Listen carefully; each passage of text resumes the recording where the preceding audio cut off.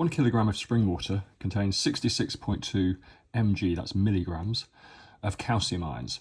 What is the percentage by mass of calcium ions in the water?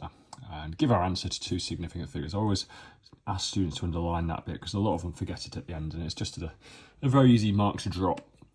Okay, so we've got a question here that contains two of the examiner's favourite things to ask. The first thing is percentage, and the second thing is giving you quantities that are in different units. Okay, so the first thing we have to do is we have to get the units right. So we need to know what a kilogram is, and we need to know what a milligram is. So both kilo and milli mean 1,000. So a kilogram means 1,000 of, and a milligram is 1,000th of. Okay, so we just need to get both of these in the same units. We can either make kilograms into milligrams or milligrams into kilograms. It really doesn't matter. I'm going to put kilograms into milligrams because I just think it's a bit easier. So there are 1,000 grams in a kilogram, aren't there? Okay, there's 1,000 grams in a kilogram, so we need to multiply it by 1,000. So I'm going to multiply that by 1,000. Now 1,000's got 3 zeros, so all I need to do is put 3 zeros after it. So that's now 1,000 grams. So 1 kilogram equals 1,000 grams. Now that's still not a milligram.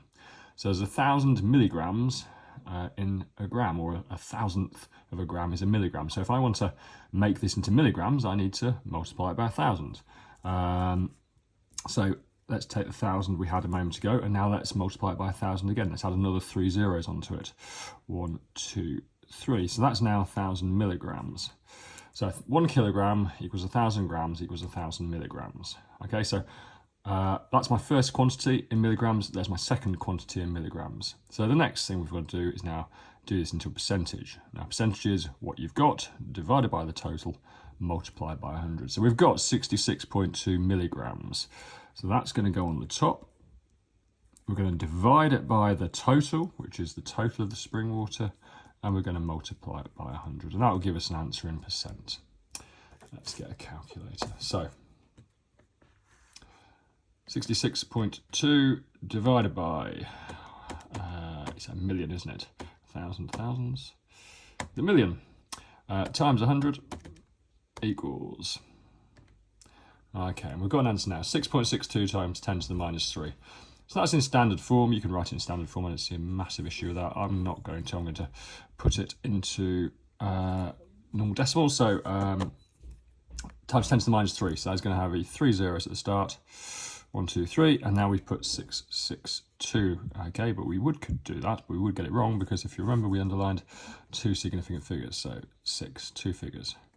The zeros aren't significant, and there's our final answer. One quick point: if you aren't a fan of putting that in standard form yourself, your calculator will do it for you, of course, if you press the right buttons. It's this button here, Shift. Then you need to press ENG. Now, nothing happens the first time. And you need to press Shift and then ENG again, and it just makes it into a decimal for you. 0.00662 times 10 to the minus 0, that's so we can just ignore that, is the same answer we've got there. Okay, all these questions and more on ayleshamhighchemistry.com.